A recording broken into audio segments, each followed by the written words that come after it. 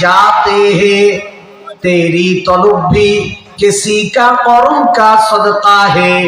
বান্দা তুমি তোমার শক্তির বলে, তুমি তোমার ক্ষমতার বলে, টাকার বলে ভালো কাজ করতে পারবা না।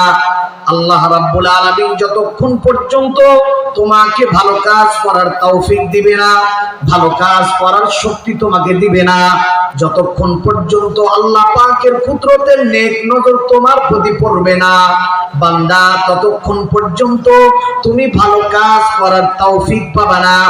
ভালো করে মনে রাখবেন, আপনাকে আর আমাকে এই দুনিয়ার মধ্যে আল্লাহ পাঠাইলেন ক্ষণস্থায়ী এই জিন্দেগির মধ্যে। আল্লাহ আপনাকে আমাকে এই দুনিয়ার মধ্যে পাঠাইলেন আর দুনিয়া মাজরাউল আখিরা। এই দুনিয়াটা হচ্ছে পরীক্ষার একটা জায়গা, এই দুনিয়াটা পরীক্ষার স্থল। কি রকম পরীক্ষার স্থল? আল্লাহ আপনাকে আমাকে এই দুনিয়ার মধ্যে পাঠাইলেন।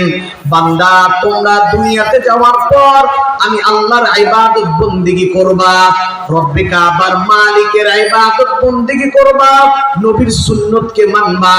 নবীর সুন্নতকে 3.5 হাত বডির মধ্যে যদি তুমি ফিট করতে পারো, কোরআনকে যদি তুমি মানতে পারো, আমি আল্লাহর দ্বীনকে যদি তুমি আঁকড়িয়ে ধরতে পারো, আমি আল্লাহ এই দুনিয়ার পরে এমন এক জিন্দেগি আর এমন এক জামানা তোমাকে দান করব। বান্দা দুনিয়ার এই হায়াতের জিন্দেগি ভালো থাকলেও কেটে যাবে, মন্দ থাকলেও কেটে যাবে, সুখে থাকলেও কেটে যাবে, দুঃখে থাকলেও তোমার হায়াতের জিন্দেগি কেটে যাবে। কিন্তু বান্দা মৃত্যুর পর এমন এক জিন্দেগি শুরু হবে, আল্লাহ পাক আমি যদি তোমাকে দয়া করে জান্নাত দিয়ে দেই, এই জান্নাত যাওয়ার পর সুখের আর কোনো সীমা থাকবে না। বান্দা এমন একটা জান্নাত দিব, নবী বলেন জানুনি আল্লাহ তোমাকে কেমন জান্নাত দিবে? মা লা আইনুন রাআত ওয়ালা উযুনুন সামিআত ওয়ালা খাতারা আলা কলবি বাশার। আল্লাহর হাবিব বলেন এমন এক জান্নাত আল্লাহ তোমাকে দান করবে, দুনিয়ার কোন চক্ষু ওই জান্নাতকে দেখে নাই, দুনিয়ার কোন দিমাগ ওই জান্নাতের ব্যাপারে কল্পনা করতে পারে নাই, কোন অন্তর অনুধাবন করতে পারে নাই। এই রকম জান্নাত আল্লাহ তোমাকে দান করবে।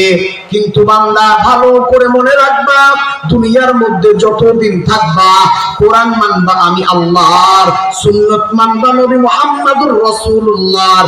তোমার এই 3.5 হাত বডির মধ্যে যদি নবীর সুন্নতকে মানতে পারো, যদি তুমি কোরআনের আইনকে বাস্তবায়ন করতে পারো, আমি আল্লাহ তোমাকে ওই জান্নাত তোমার ব্যাপারে আমি দান করে দিলাম। সুবহানাল্লাহ। আপনার আর আমার ব্যাপারে জান্নাত দেওয়ার স্যাটিসফাই এটা আল্লাহ নিজেই করছেন। এবার আল্লাহর পয়গম্বর ইব্রাহিম আলাইহিস সালাতু ওয়াস সালাম, ইনি ওনার মনে একদিন ইচ্ছা জাগলো। কি ইচ্ছা জাগলো? ওয়াইদ ক্বালা ইব্রাহিম রাব্বি আরিনি কাইফা তুহয়িল মাউতা। আল্লাহর পয়গম্বর ইব্রাহিম আলাইহিস সালাতু ওয়াস সালাম আল্লাহকে ডাক দিয়ে বললেন, আল্লাহ মৃত্যুর পরে আপনি মানুষকে জীবিত করবেন, এর মধ্যে আমার কোনো সন্দেহ নাই। আল্লাহকে বলতেছে যে আল্লাহ মৃত্যুর পরে যে আপনি মানুষকে জিন্দা করবেন এটা সত্য, এটা আমি মানি, এর মধ্যে আমার কোনো সন্দেহ নাই। কাইফা তুহয়িল মাউতা, আল্লাহ আপনি মৃত্যুর পরে কিভাবে মানুষকে জিন্দা করবেন? নবী প্রশ্ন করছে কারে বলেন তো? আল্লাহকে। হ্যাঁ, একটু কথা বলেন। সারা রাত মাহফিল শুনলাম, সকালে কি কইছে কইতে পারে না। হুজুর জানি কি কইছিল, বিষয়টা কেমন হয়েছে জানেন? নানা নাতি ওয়াজ শুনতে গেছে। কি শুনতে গেছে? ওয়াজ শুনতে গেছে। হুজুরে কইছে যে হাঁটুয়ার উপরে কাপড় তোলা যাবে না, এটা হচ্ছে সতর। এটা কি সতর? আচ্ছা, নাতি ছোট মানুষ সাথে আসছে, শুনছে। ওয়াজ শেষ করিয়া নানা নাতি বাড়ির মধ্যে যাবে, বুঝলেন নাই? নদী পার হয়ে ওয়াজ শুনতে আসছে। এই যে যেমন আপনারা আসছেন, কষ্ট হলে বসে আছেন না, আসার পরে ওয়াজ শেষ চলে গেছে, এখন নৌকা পাইতেছে না, নদী পার হওয়া লাগবে, পানি এরকম বেশি নেই। এখন নানাই কি করছে, লুঙ্গি ছিল তো মারছে লাঙ্গি, লুঙ্গি পেঁচা। নাতি দেখেও যায়, হ্যাঁ নানা হুজুর যে কইলো হাঁটুয়ার উপরে কাপড় তোলা যাবে না, তুমি দিয়ে হাঁটুয়ার উপরে কাপড় তুলছো। নানা কয় ওয়াজ তুই ওয়াজের প্যান্ডেলে রেখা হস নাই, ওয়াজ তুই এত দূরে নিয়ে আসছস, হুজুরের ওয়াজ ওই প্যান্ডেলেই শেষ। কি কয়, হুজুরের ওয়াজ প্যান্ডেলেই শেষ। আমাদের জন্য এরকম না হয়, আমরা যতক্ষণ থাকবো অল্প সময় আলোচনা করবো, ঠিক আছে ইনশাল্লাহ। কোরআন হাদিস থেকে নিয়ে তারপরে চলে যাবো, ঠিক আছে না ইনশাল্লাহ। দেখেন আমি একটা কোরআন আয়াত নিয়েছি, এটা থেকে 2-3টা লাইন নিয়েছি, এটা বলবো, ঘটনাটা বলবো, দোয়া হয়ে যাবে, ঠিক আছে ইনশাল্লাহ। সময় দেওয়া যাবে তো ইনশাল্লাহ। তো ইব্রাহিম আলাইহিস সালাতু ওয়াস সালাম বলতেছেন যে আল্লাহ, আপনি মৃত্যুর পরে আবার যে মানুষকে জীবিত করবেন, এটা যদি একটু আমাকে দেখাইতেন। এবার আল্লাহ কি বলতেছে দেখেন, ক্বালা আওয়ালাম তুমিন, ইব্রাহিম আমি আল্লাহর প্রতি কি তোমার বিশ্বাস নেই? তুমি দেখতে চাচ্ছ যে আমি মৃত্যুর পরে কিভাবে জীবিত করব?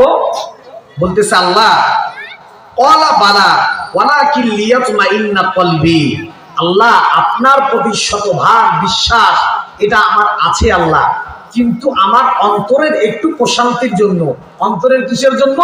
প্রশান্তির জন্য আল্লাহ আমি একটু দেখতে চাই যে আপনি মৃত্যুর পরে কিভাবে জীবিত করবেন। বলেন সুবহানাল্লাহ।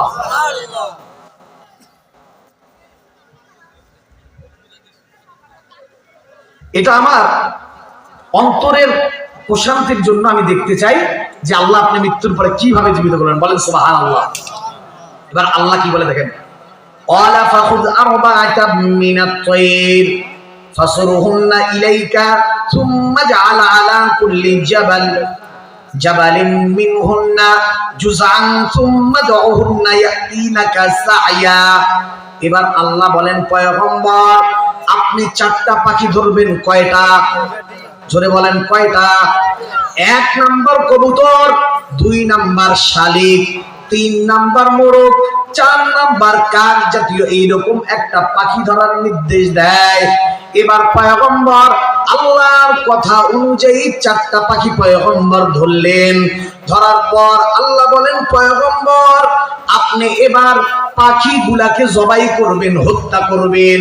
এই পাখিগুলাকে জবাই করার পর পয়গম্বর আপনি 4টা পাখির গোশতকে একত্রিত করবেন। করার পর এই 4টা পাখির গোশতগুলোকে আপনি ভর্তা বানাবেন। ভর্তা কি বানাবেন? ভর্তা বানাবেন। এবার পয়গম্বর 4টা পাখি নিছে, 4টা পাখি নেওয়ার পর এই 4টা পাখিকে জবাই করছে এবং আল্লাহ বলছে যে পয়গম্বর আপনি 4টা পাখির গোশতগুলোকে যে ভর্তা বানাবেন, এই পাখির যে মাথাগুলা থাকবে এই মাথা 4টা আপনার কাছে রাখবেন। বলেন সুবহানাল্লাহ। এবার আল্লাহ বলেন, পয়গম্বর আপনি পাখিগুলাকে ভর্তা বানানোর পর এই পাখিগুলার মাথাগুলা আপনি আপনার কাছে রাখবেন, আর পাখির যেই বস্তুগুলাকে আপনি ভর্তা বানাইলেন, পয়গম্বর আপনি জানেন না কোন পাখির বস্তু কার সঙ্গে মিলিত হয়েছে। পয়গম্বর আপনি এই বিষয়টা উপস্থাপন করতে পারবেন না, অনুধাবন করতে পারবেন না কোন পাখির বস্তু কোন জায়গায় মিলিত হইল। এবার পয়গম্বর আপনি 4টা পাখির বস্তুকে বিভিন্ন পাহাড়ের মধ্যে ছড়িয়ে ছিটিয়ে রাখবেন। এবার পয়গম্বর পাখির বস্তুগুলাকে বিভিন্ন পাহাড়ের মধ্যে ছড়িয়ে ছিটিয়ে রাখলেন। এবার আল্লাহ বলেন, পয়গম্বর আপনি জানেন না কোন পাহাড়ের মধ্যে কোন পাখির গোশত কোন পাহাড়ে। পয়গম্বর এটা আপনি জানেন না। এবার পয়গম্বর আপনি কবুতরের নাম ধরে ডাক দেন, পয়গম্বর আপনি শালিকের নাম ধরে ডাক দেন, আপনি কাক পাখির নাম ধরে ডাক দেন। এবার পয়গম্বর ওই প্রাণীগুলোর নাম ধরে পয়গম্বর ডাক দেয়। আল্লাহর কারিশমা, আল্লাহর কুদরতের মাধ্যমে ওই পাহাড়ের উপর থেকে ছড়ানো ছিটানো বস্তুগুলা আল্লাহর কুদরতের মাধ্যমে ওই পয়গম্বরের হাতের মধ্যে যে পাখির মাথাগুলো ছিল, ওই পাখির মাথাগুলো পয়গম্বরের কাছে এসে পাখিগুলো আবার একত্রিত হয়ে যায়। এবার আল্লাহ বলেন, পয়গম্বর ওয়ালাম আন্নাল্লাহ আজিজুন হাকিম, আমি আল্লাহ ক্ষমতাধর বাদশা, আমি আল্লাহ ক্ষমতাধর মালিক, একমাত্র ক্ষমতার মালিক আমি আল্লাহ। পয়গম্বর আপনি জানেন না কোন পাখির গোশত কোন জায়গার মধ্যে। আমি আল্লাহ পাখিগুলাকে মিলিত করলাম কিয়ামতের ময়দানে। আমি আল্লাহ মানুষের মৃত্যু হওয়ার পর কত শত শত বছর মানুষ কবরের মধ্যে থাকবে এটা মানুষ জানে না, কত কোটি কোটি বছর মানুষ কবরের মধ্যে থাকবে এটা মানুষ জানে না। কিন্তু আমি আল্লাহ আমার বান্দাদেরকে এত সুন্দর করে বানাইলাম। আমি আল্লাহ বান্দাদেরকে কেমন করে বানাইলাম জানো নি রে বান্দা? ওয়ালাকাদ খলাকনাল ইনসানা মিন সুলালাতিন মিন তিন সুম্মা জাআলনাহু ফি করারিন মাকিন সুম্মা খলাকনান নুতফাতা আলাকাতান ফাখলাকনাল আলাকাতা মুদগাতা ইযামান ফাকাসাওনাল ইযামা লাহমা সুম্মা আনশানাহু খালকান আখার ফাতাবারাকাল্লাহু আহসানুল খালিকিন। আল্লাহ বলেন বান্দা আমি আল্লাহ পাক রব্বুল আলামিন তোমাকে কিভাবে বানাইলাম জানো রে? আমি আল্লাহ তোমার মা এবং তোমার বাবার মিলনের মাধ্যমে এক ফোঁটা নাপাক পানিকে তোমার মায়ের গর্ভের মধ্যে দিলাম। দেওয়ার পর আমি আল্লাহ এই নাপাক পানিটাকে আমি আল্লাহ একটা জমাট বাঁধা রক্তের টুকরায় পরিণত করলাম। এই রক্তের টুকরা থেকে আমি আল্লাহ রক্তের টুকরাটাকে একটা গোশতের টুকরায় পরিণত করলাম। এই গোশতের টুকরাটাকে আমি আল্লাহ একটা স্ট্রাকচার দিলাম। হাতের জায়গায় হাত দিলাম, পায়ের জায়গায় পা দিলাম, অঙ্গ প্রত্যঙ্গ গুলো আমি আল্লাহ সাজিয়ে দিলাম। বান্দা শুধু তাই করি নাই, শুধু তাই করি নাই, তোমার মায়ের পেটের ভিতরে আমি আল্লাহ এমন একটা কুদরতের পানি দিয়ে দিলাম যেই কুদরতের পানির মধ্যে তুমি বড় হইলা। তোমার মা যা খাইলো এই খাদ্যটাকে আমি আল্লাহ তিন ভাগে বিভক্ত করলাম। এক ভাগ তোমার মাকে খাওয়াইলাম, আরেক ভাগ তোমাকে খাওয়াইলাম, আরেক ভাগ কুদরতের মাধ্যমে তোমার মায়ের মলমূত্র বানাইয়া বের করলাম। বান্দা শুধু তাই নয়, তাই নয়, আমি আল্লাহ তোমার মায়ের পেটের ভিতরে অন্ধকারের ভিতরে কুদরতের মাধ্যমে আমি আল্লাহ তোমাকে লালন পালন করলাম। লালন পালন করার পর তোমাকে আমি আল্লাহ বডি স্ট্রাকচার দিলাম, একটা আকৃতি দিয়ে দিলাম। আমি আল্লাহ তোমাকে ওই মায়ের পেটের ভিতরে 9.5 মাস থেকে 10 মাস আমি আল্লাহ তোমাকে লালন পালন করলাম। লালন পালন করার পর বান্দা আমি আল্লাহ তোমাকে দুনিয়ার মধ্যে পাঠাইলাম। দুনিয়াতে আসার পর বান্দা তুমি এতটাই দুর্বল, এতটাই দুর্বল করে আমি আল্লাহ তোমাকে বানাইলাম। কেমন দুর্বল জানেননি? বকরি চিনেন? কথা বলেন, ঘুমাই গেছেন নাকি?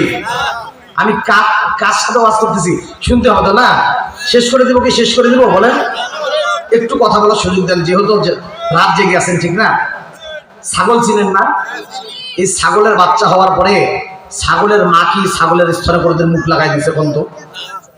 আচ্ছা, কুকুর বেশি বাচ্চা দেয় না মানুষ বেশি বাচ্চা দেয়? জোরে বলেন। হ্যাঁ, কুকুর বেশি বাচ্চা দেয়। কোনোদিন দেখছেন কুকুরের বাপ আর কুকুরের মা নিয়ে কুকুরের স্তরের মধ্যে মুখ লাগাই দিছে, বাবা খা দিছে? দিছে কি ছাগলের, গরুর? আল্লাহ বলেন বান্দা আমি আল্লাহ রাব্বুল আলামিন তোমাকে এতটাই দুর্বল করে বানাইলাম, এতটা দুর্বল বানাইলাম। বান্দা তুমি দুনিয়াতে আসার পর তোমার জবান থেকে কান্না ছাড়া আর কিছু বের হয় না। তোমার মুখের ভাষা কান্না, কান্না ছাড়া আর তুমি কোনো কিছু করতে পারো না। বান্দা আমি আল্লাহ তুমি দুনিয়াতে আসার পর তোমার মাকে তোমার খাদেম বানাইলাম। সুবহানাল্লাহ বলেন।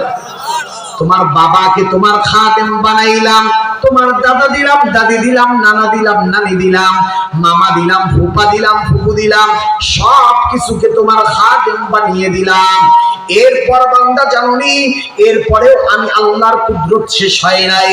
আমি আল্লাহ এমন একটা ভিটামিন জাতীয় তোমার খাবার বের করে দিলাম।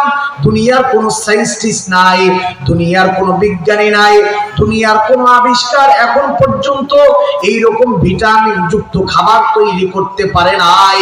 আমি আল্লাহ তোমার মায়ের স্তনের মধ্যে ভিটামিন যুক্ত একটা খাবারের ব্যবস্থা করে দিলাম, দামি একটা খাবারের ব্যবস্থা করে দিলাম।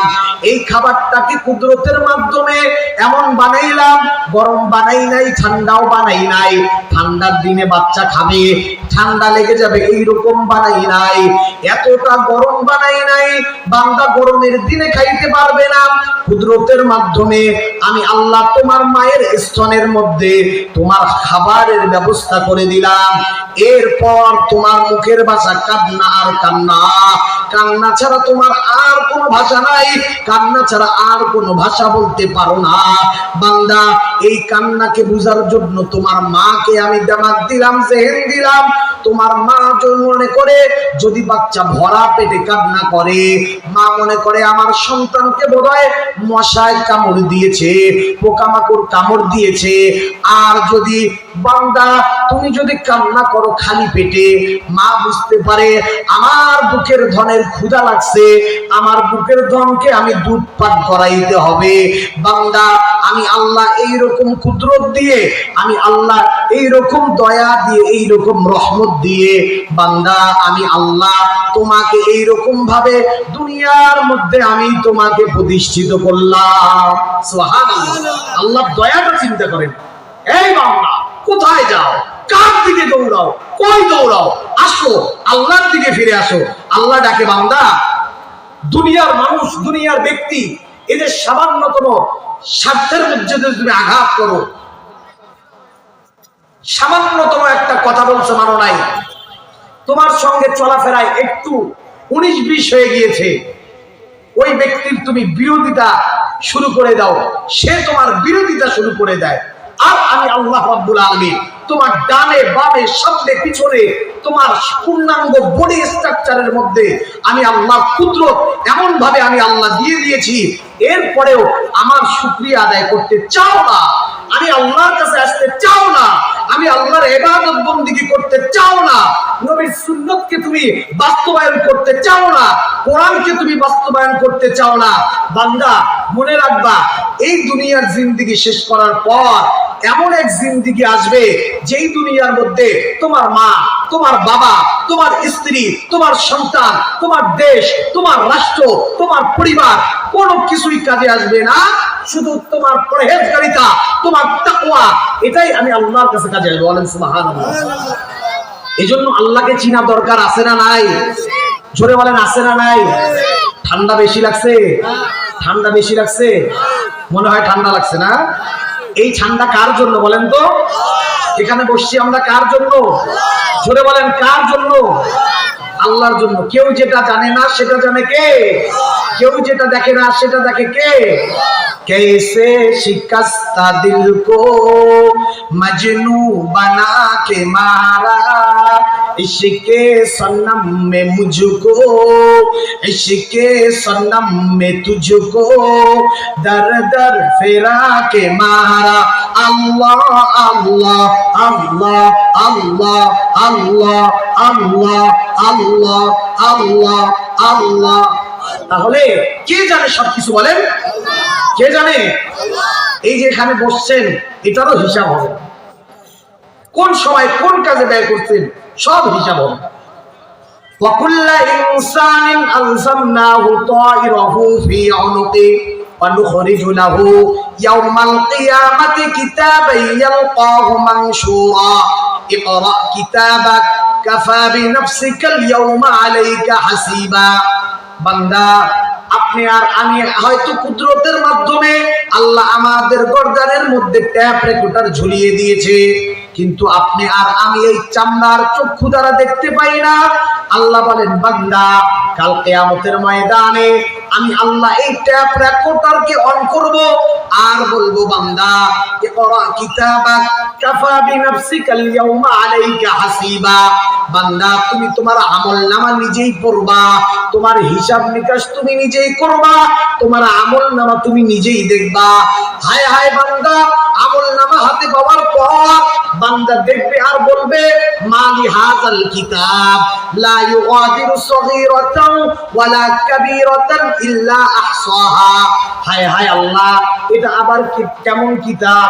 এই কিতাবের মধ্যে যা করলাম লিপিবদ্ধ, অন্যায় করলাম লিপিবদ্ধ, মানুষকে ধোঁকা দিলাম লিপিবদ্ধ, সুদ খাইলাম লিপিবদ্ধ, নামাজ পড়লাম লিপিবদ্ধ, রমজান মাসের রোজা রাখলাম এটাও লিপিবদ্ধ। লিপিবদ্ধ। শীতের রাত্রে আল্লাহ তোমার জন্য আমি এই জমিনের মধ্যে বসে গেলাম, এটাও লিপিবদ্ধ। ইয়া মালি হাযাল কিতাব লা ইউগাদিরু সগীরাতাও ওয়ালা কাবীরাতান ইল্লা আহসাহা। হায় হায়, বান্দা আফসোস করতে থাকবে আর বান্দা আফসোসের সুরে কান্নাকাটি করতে থাকবে। ভালো করে মনে রাখবেন, কিয়ামতের ময়দানে মানুষের মাঝে দল হবে দুইটা। কয়টা? একটা হলো জান্নাতীদের দল, আরেকটা হলো জাহান্নামীদের দল। এবার আল্লাহ বিচারের মজমা কায়েম করবেন। এবার আল্লাহ জান্নাতীদেরকেও ডাকবেন, জাহান্নামীদেরকেও ডাকবেন। আসার পর আল্লাহ বলবেন, এই জান্নাতীদের হাতের মধ্যে, জান্নাতীদের ডান হাতের মধ্যে আমলনামা দাও, আর জাহান্নামীদের বাম হাতের মধ্যে আমলনামা দিয়ে দাও।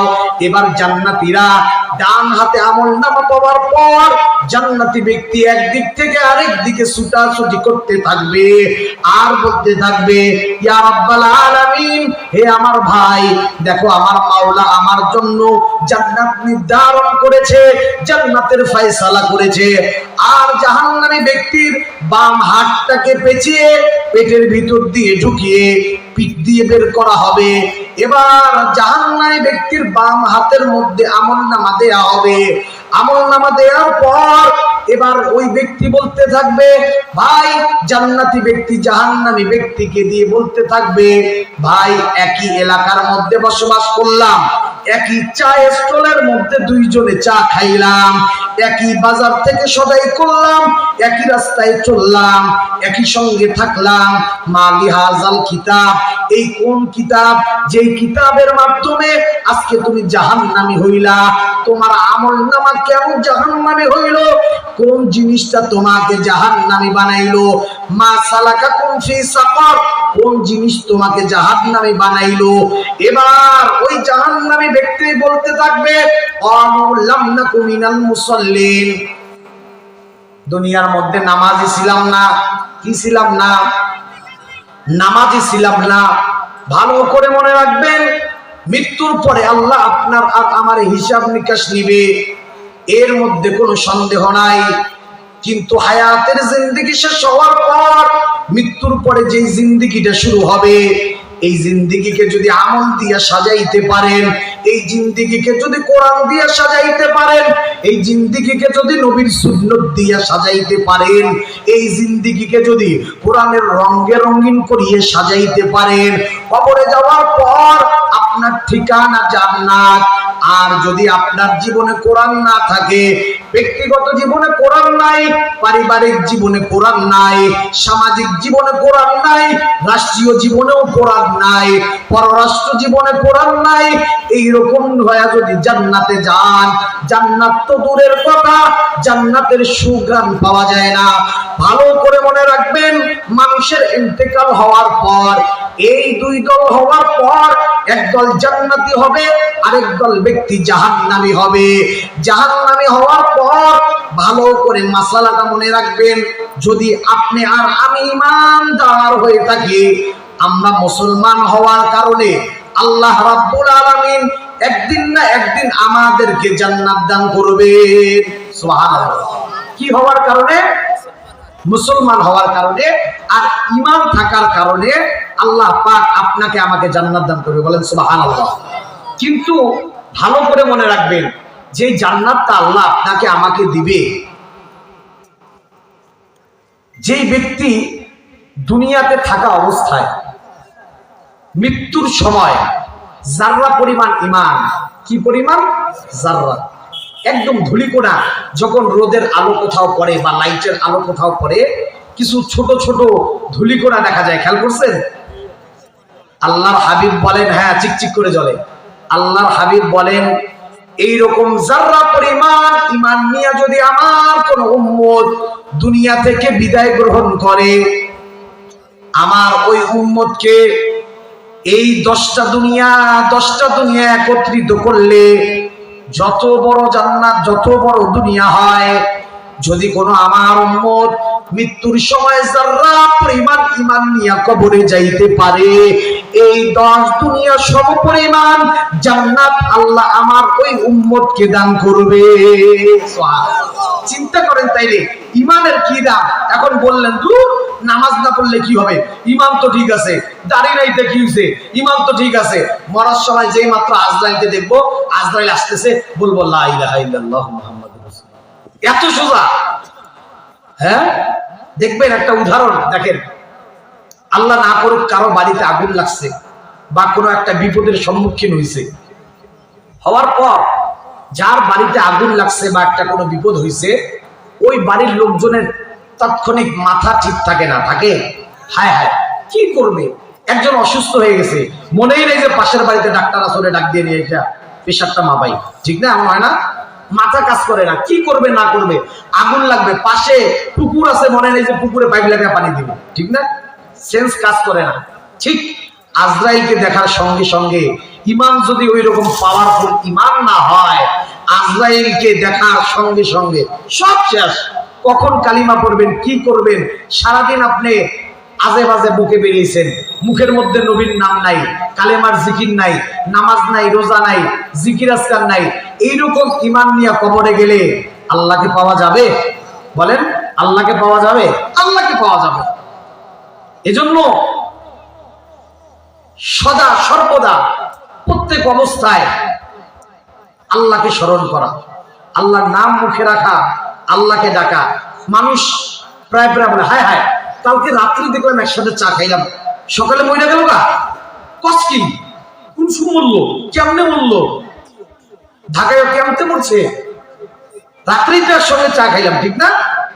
সকালবেলা মারা গেল, অবাক হয়ে যায়। কিন্তু আপনি আর আমি জীবিত আছি।